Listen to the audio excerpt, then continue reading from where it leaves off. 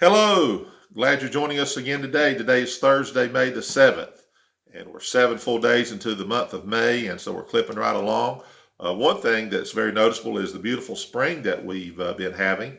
I know here in coastal North Carolina, the last few days and the next few days are supposed to be much cooler than normal, so we're going to take it. It's nice because I'm not real crazy about the hot weather. I can take it, but at any rate, beautiful spring, and many people's putting in little gardens and planting beautiful flowers and bushes and that sort of thing. A little story I want to tell you here that kind of relates to our devotional too. We're going to talk a little bit about a good boss man in the Bible, one of the best boss mans in the Bible, and we're going to talk about him, the boss man.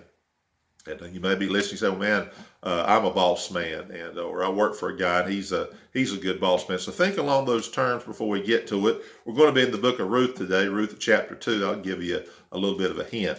But speaking of spring and this time of year and how things are going, well, if you follow me on Facebook, then you know I've put up some several pictures of rose blooms, and I enjoy doing that. I'm not an expert, and we don't have a big spread, but someone had commented, or several have actually. Those that knew my mother, she loved roses. She loved the beauty of them. She loved growing them. She loved taking care of them so that the different diseases that especially roses are prone to, and the different things that can make growing roses very difficult. It's not easy to say the least. But kind of tying this into what we're going to talk about today, I remember the day when my mother received her first hybrid tea rose bush. Where we lived outside of Archdale, she had flowers that she would grow, but she didn't have a rose garden. And the day came when she got her first rose. If I'm not mistaken, and I could be wrong, but I want to mention this man's name. He was a good friend to my mother. He was a good boss to my mother.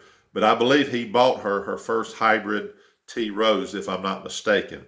If he didn't buy the first one, I know he bought some, but I think he bought the first one. But I remember Barry Walden. He was her boss, and up there at High Point, a good man. And I know that Barry Walden and my mother had a lot of conversations about life, besides the fact that he was her boss, and of course she worked for him. But I remember that that rose garden had to start with one, and it did, and then it started expanding. And I can remember there was especially one summer where me and my sister, we were hired by my mother to take care of the Japanese beetles that would get on her rose bushes, particularly the blooms, and destroy them.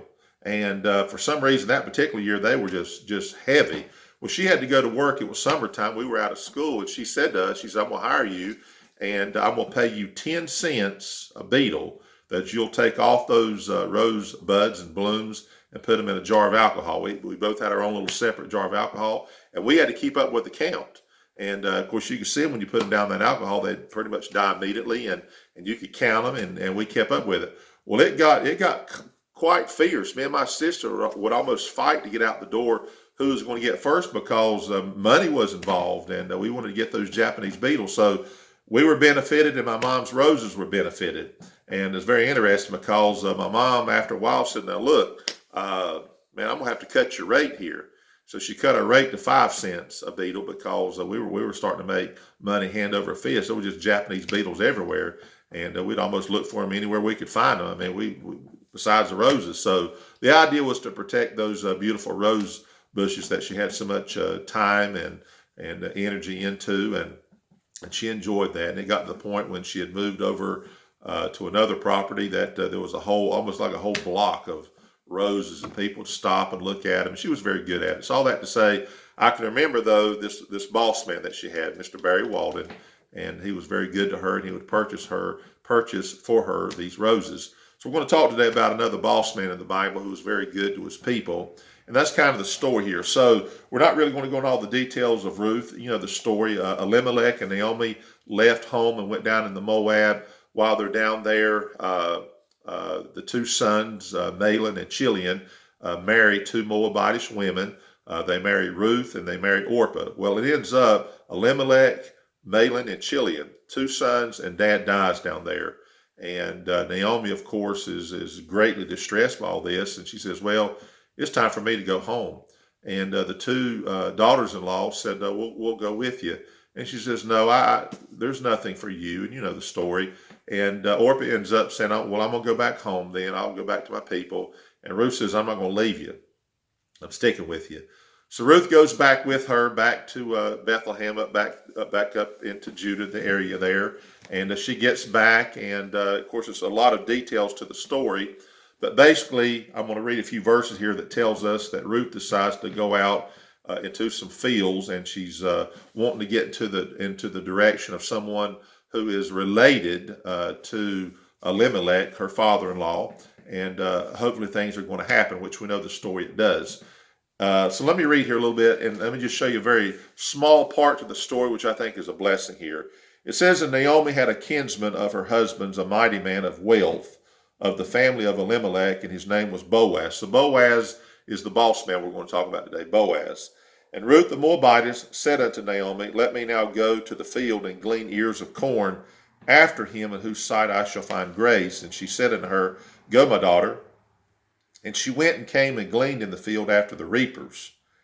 And her hap was to light on a part of the field belonging unto Boaz, who was of the kindred of Elimelech. It just seems like just by chance, but we know it wasn't by chance, the providence of God and how it all worked out. But at any rate, verse 4 is kind of our key verse here. It says, and behold, Boaz came from Bethlehem and said unto the reapers, the Lord be with you. And they answered him, the Lord bless thee. Now here's a simple little concept that I want to give you today. And this is not really novel to me. Obviously, it's in the Bible, but I remember when I was at Bible college, this was brought up in a Bible class, and I just remember it. It was just kind of a simple little thing. It's not even the main story. But here's a boss man who would show up to the fields, and it was his way of saying, well, how's everybody doing today? And they all respond back, we're doing great. Hope you are, type thing. In other words, it was a very good environment, because when he knew the Lord and they knew the Lord, boy, it just makes for a great environment. That's what many of us are missing about church, coming through the door and saying things like, well, God bless you. It's good to see you. And someone responding back, man, it's good to see you. And, you kind of see that at church, and I guess in some ways expect that. Or how about when you come during the holidays? And, sometimes because we've lived off so many years, it was always good to come back home and see family. And, the natural reaction is, boy, it's good to see you. And boy, and when you leave, God bless you. And man, have a wonderful trip, or we'll see you again. We certainly miss you. Just a beautiful environment. But when you look at this, typically, sadly, I suppose, the work environment's not so much that way. There's a lot of people who go to work that don't get this kind of, greetings and salutations.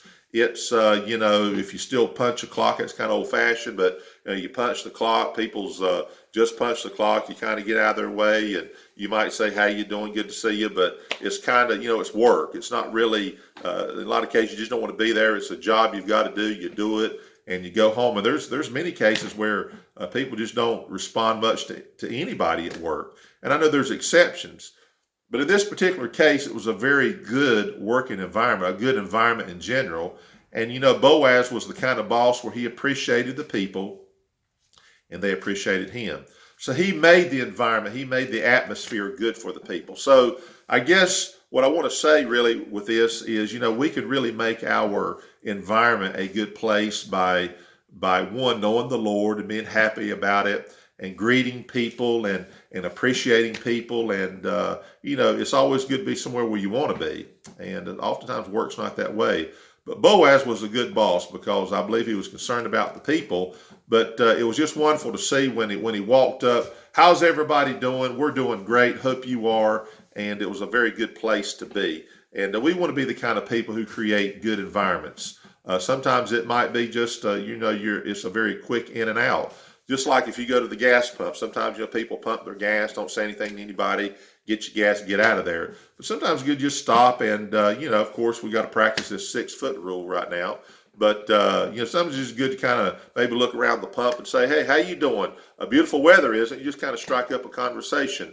And most people appreciate that. Most people say, yeah, good to see you. And things are going good. It is a beautiful day type thing.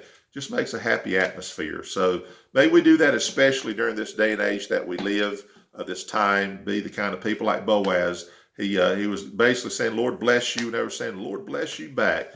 And I think that's a good way to be. So we hope you have a wonderful day. Until tomorrow, God bless you.